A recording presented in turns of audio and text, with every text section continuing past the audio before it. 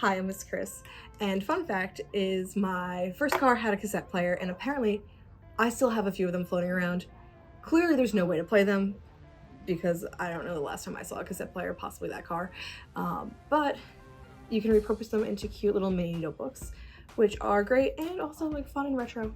So I'm going to show you how to make that. Also, you can use that skill to make anything into a notebook, really. So follow along.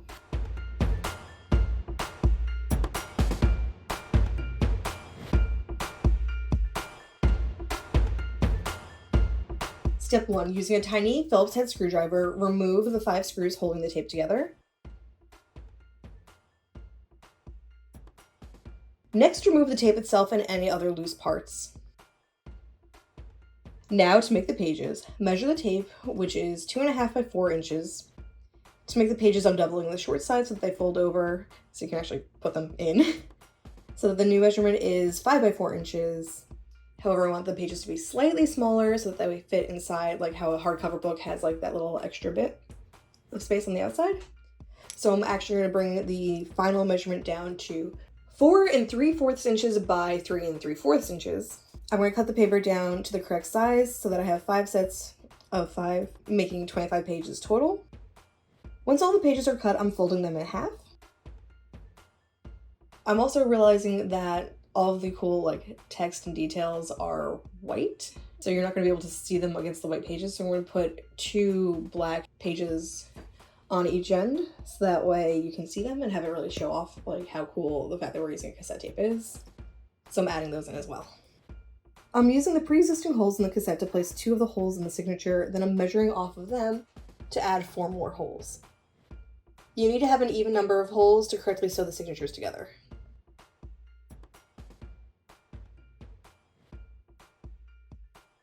I'm using a clay needle tool to punch holes through where I marked.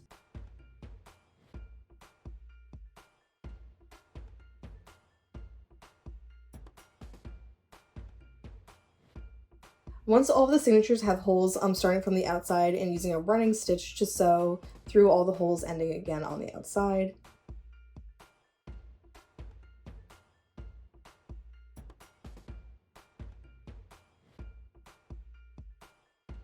Keeping the thread attached, I'm sewing through the next signature, going through the first signature's outside stitches as well so that they are attached at multiple places.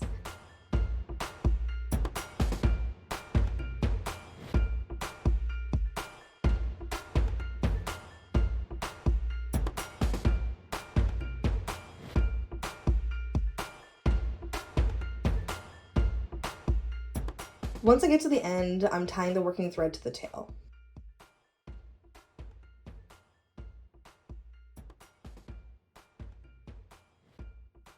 Then I sew through the next signature, repeating the process. On the last stitch, I sew through the stitch connecting the previous signatures together.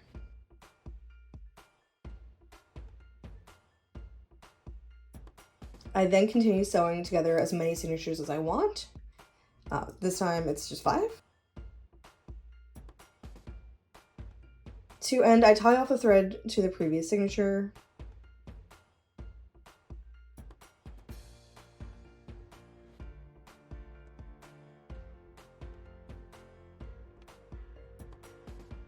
The final step is to attach the pages into the cover. I sew through one of the holes in the cassette, then through the stitches of the signature, and then through the other half of the cassette, and then back across to where I started, tying it off.